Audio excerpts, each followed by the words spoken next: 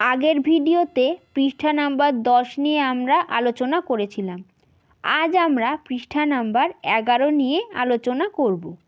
অভিসারী পাতসীমানায় দুটি পাত পরস্পরের দিকে এগিয়ে এসে ধাক্কা খায়, ফলে অভিসারী পাতসীমানায় বিস্ফোরণ সহ অগ্ন্যুদ্গম ঘটে। অপসারী পাতসীমানায় একটি পাত অপর পাত থেকে দূরে সরে যায়, আর নিরপেক্ষ পাতসীমানায় দুটি পাত পাশাপাশি থাকে। অপসারী ও নিরপেক্ষ পাতসীমানায় বিস্ফোরণ ছাড়াই অগ্ন্যুদ্গম ঘটে। একে বিদার অগ্ন্যুদ্গম বা বিদার অগ্ন্যুৎপাত বলে। এটা ভূগর্ভ, এটা হলো ফাটল, আর এটা হলো ম্যাগমা। ভূগর্ভের মধ্যে অর্থাৎ গুরুমণ্ডলে ম্যাগমাগুলি পিচ্ছিল অবস্থায় থাকে। এই পিচ্ছিল ম্যাগমা গ্যাস ও জলীয় বাষ্প সহ ভূপৃষ্ঠের কোনো ফাটল দিয়ে বাইরে বেরিয়ে এসে অগ্ন্যুদ্গম ঘটায়। এবার আমরা নোটগুলো একে একে দেখে নেব। পাত সংস্থান তত্ত্ব অনুসারে কোন পাতসীমানায় বিস্ফোরণ সহ অগ্ন্যুদ্গম ঘটে? পাত সংস্থান তত্ত্ব অনুসারে অভিসারী পাতসীমানায় বিস্ফোরণ সহ অগ্ন্যুদ্গম ঘটে। বিদার অগ্ন্যুদ্গম কাকে বলে?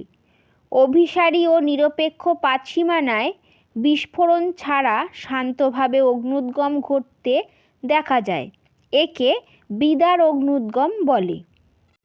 পরের প্রশ্ন, দাক্ষিণাত্য মালভূমি কিভাবে সৃষ্টি হয়েছে? দাক্ষিণাত্য মালভূমি কিন্তু একটি লাভা মালভূমি।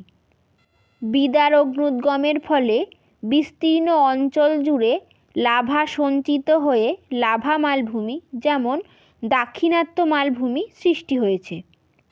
পরের প্রশ্ন, অগ্ন্যুদ্গম এক প্রকারের ড্যাশ প্রক্রিয়া। অগ্ন্যুদ্গম এক প্রকারের ভূগাঠনিক প্রক্রিয়া। এবার দেখে নেব নেক্সট প্রশ্ন, অগ্ন্যুদ্গম কিভাবে হয়?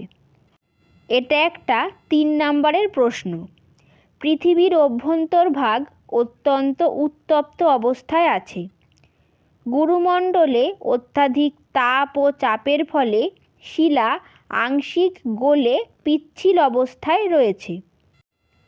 বহির্গুরুমণ্ডলের কোনো কোনো অংশে শিলা সম্পূর্ণ গলে যায়।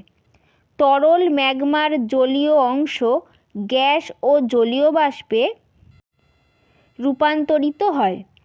এই বাষ্প ও গ্যাস মিশ্রিত ম্যাগমা প্রবল চাপে ভূপৃষ্ঠের ফাটল বা দুর্বল অংশ দিয়ে ভূগর্ভের বাইরে বেরিয়ে এসে অগ্ন্যুদ্গম ঘটায়। আজ ভিডিও এখানেই শেষ করছি।